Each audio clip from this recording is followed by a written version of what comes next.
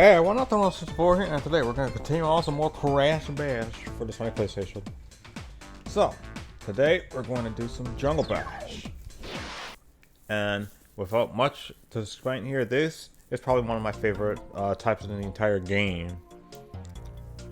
Like, it's just so cool to be able to just move around and stuff, like you'll see.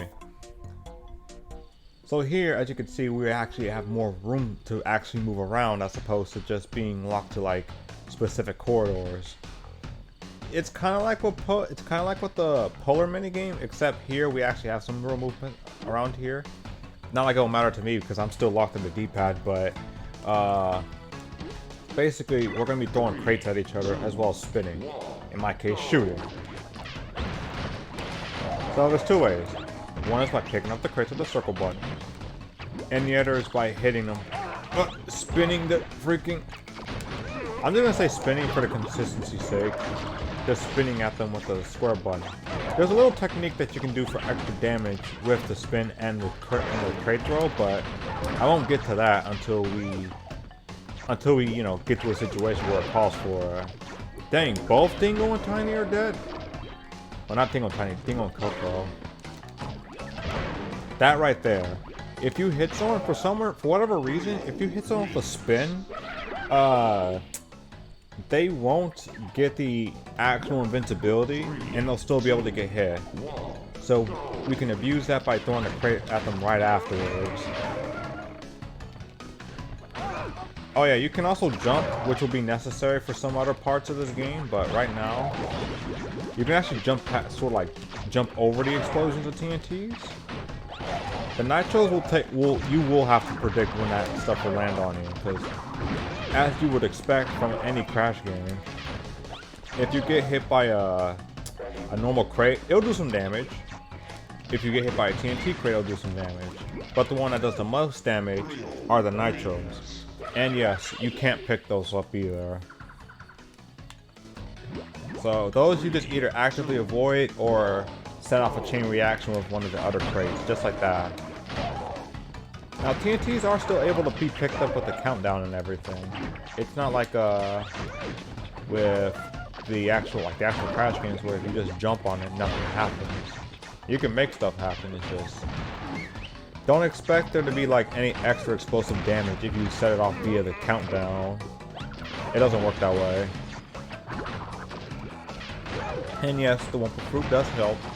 I'm not sure if, I know there's different stats in the throwing and the kicking, spinning, but what I want to know is if there's a difference in actual health. Because that is the only thing I have not been able to confirm yet with the stats and everything in the game. Oh god, Tiny has the quickest turnaround. Stop it. Stop it. Die. Oh my gosh. I'll blow us up both up if I have to. Oh yeah, if you hit someone with the TNT with that kind of setup, that's it. They can't move fast enough to get away from the TNT that's about to fall on them, and they will still get hit. So, it's a bit risky, because they could still get hit if they try tossing at you just before you try doing that. But otherwise, it's not really that big of a deal. It's not a deal breaker or anything.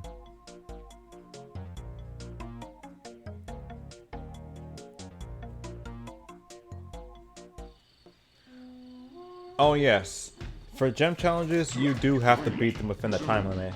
I always thought that they were going to do something like make it so you have to beat them, with less health than that, but considering you can heal, I did find that to be counterproductive of a gem challenge, considering you can literally just heal right back up to full health. So, dang, both Coco and Tiny are almost dead. Well, that makes things a lot easier.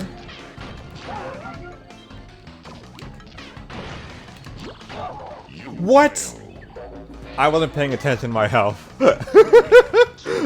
I wasn't paying attention to my health at all. Oh, we're laughing? Alright.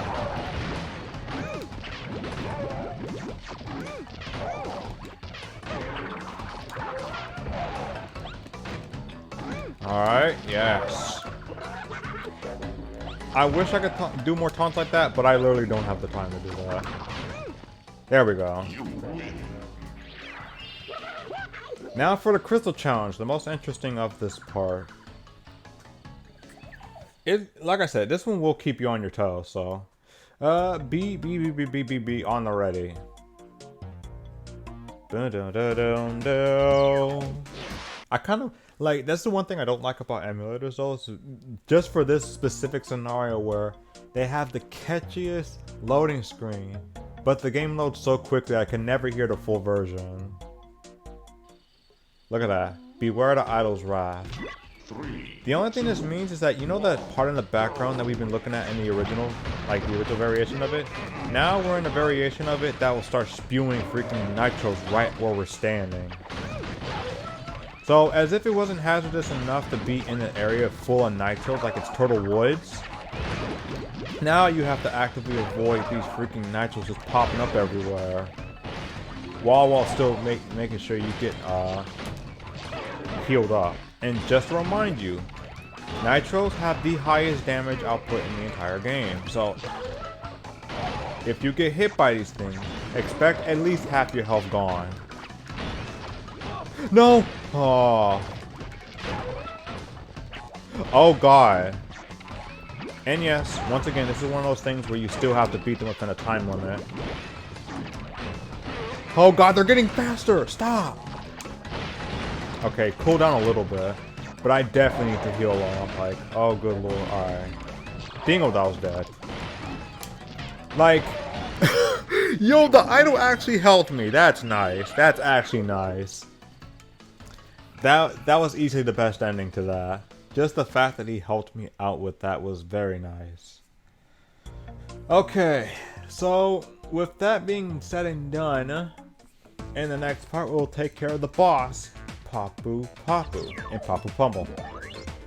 So this is Nitros, alright? Thank you guys for watching. I'm kind of sad that these go by so quickly though. Like, the bash levels are easily my favorite type, but they go so quickly. Which is a good thing too, but, you know. But until then, for the boss, see ya.